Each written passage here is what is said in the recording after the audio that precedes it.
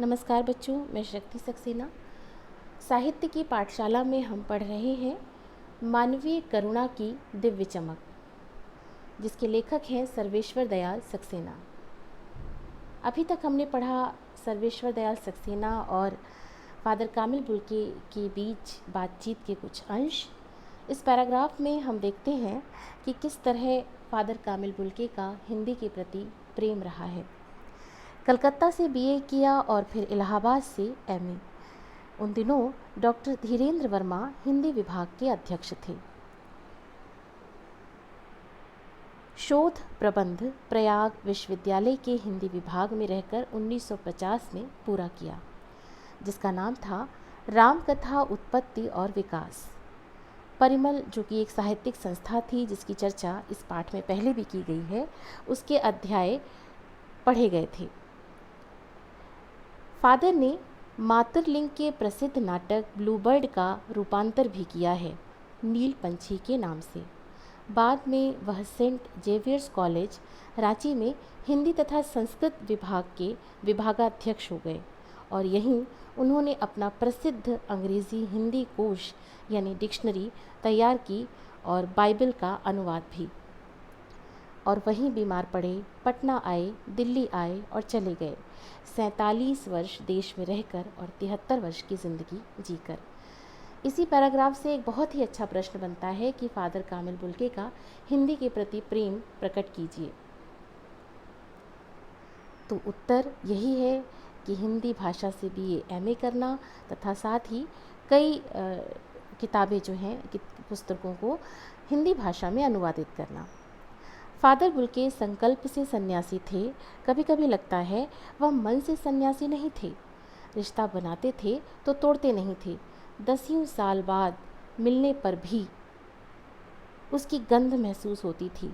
वह जब भी दिल्ली आते ज़रूर मिलते, खोज कर, समय निकाल कर, गर्मी सर्दी बरसात झेल कर मिलते, चाहे 2 मिनट के लिए ही सही। यह कौन सन्यासी करता है?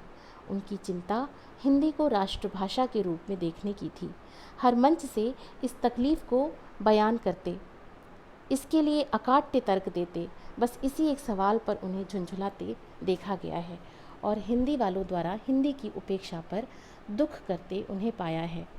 घर परिवार के बारे में, निजी दुख तकलीफ़ के बारे में पूछना उनका स्वभाव था और बड़े से बड़े दुख में उनके मुख से सांत्वना के जादू भरे शब्दों को सुनना एक रोशनी से भर देना था, जो किसी गहरी तपस्या से जन्म लेती है।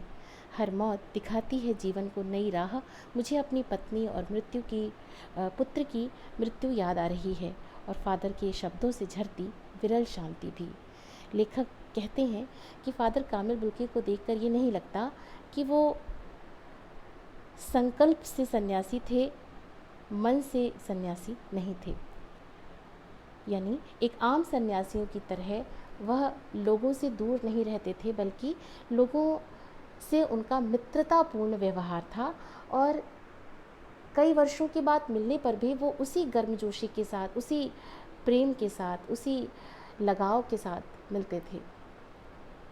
हिंदी को राष्ट्रभाषा बनाए जाने के पक्ष में अकाट्य तर्क देते थे और दुखी होते थे जब कोई हिंदी भाषी ही हिंदी भाषा की उपेक्षा करता था। लेखक को वो दिन भी याद है जब उसकी पत्नी और बेटे की मृत्यु हो गई, तो फादर कामिल बुल्के ने किस तरह उसे फिर से जीवन जीने की प्रेरणा दी, फिर से आगे बढ़ने की प्रेरणा दी। ऐसे जादू भरे शब्दों से सांत्वना दी कि लेखक पुनः जो है हताश और निराश जीवन में पुनः उठकर खड़ा हो गया। अब वो मृत्यु का दृश्य भी लिख रहे हैं लेखक। आज वह नहीं है, दिल्ली में बीमार रहे और पता नहीं चला। बाहें खोलकर इस बार उन्होंने गले नहीं लगाया। जब देखा तब वे बाहें दोनों हाथों की सूजी उंगलियों को उलझाए ताबूत में जिस्म पर पड़ी थीं। जो शांति बरसती थी वह चेहरे पर स्थिर हो गई थी, तरलता जम गई थी। वह 18 अगस्त 1982 की सुबह 10 बजे का समय था। दिल्ली में कश्मीरी गेट के निकलसन कब्रगाह में उनका ताबूत एक छोटी सी नीली गाड़ी में से उतारा गया। कुछ पादरी, रघुवंश जी का बेटा, उनके परिजन राजेश्वर सिंह उसे उतार रहे थे। फिर उसे उठाकर एक लंबी सकरी उदास पेड़ों की घनी छाँव वाली सड़क से कब्रगाह के आखिरी छोर तक ले जाया गया, जहाँ धरती की गोद में सुलाने के लिए कब्र आवाक मुँह खोले उनका इंतज़ार कर रही थी। ऊपर करील की घनी छाह थी और चारों ओर कब्रें और तेज धूप के वृत्त। जैनेन्द्र कुमार, विजयेंद्र स्नातक, अजित कुमार, डॉक्टर निर्मला जैन और मसीही समुदाय के लोग, पादरी गण, उनके बीच में गैरिक वसन पहने इलाहाबाद के प्रसिद्ध विज्ञान शिक्षक डॉक्टर सत्य प्रकाश और डॉक्टर रघुवंश भी, जो अकेले उस सकरी सड़क की ठंडी उदासी में बहुत पहले से खामोश खड़े थे। लेखक याद करता है वह समय जब फादर की मृत्यु हुई और उन्हें अंतिम विदाई देने के लिए कितने सारे लोग वहाँ इकट्ठे हुए थे। वो 18 अगस्त का दिन था। पूरा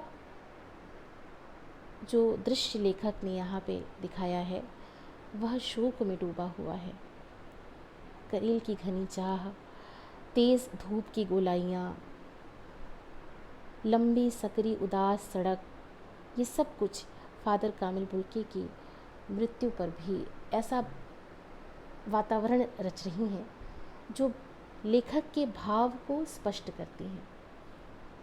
अगली कक्षा में हम आगे का भाग पढ़ेंगे। तब तक के लिए नमस्कार बच्चों।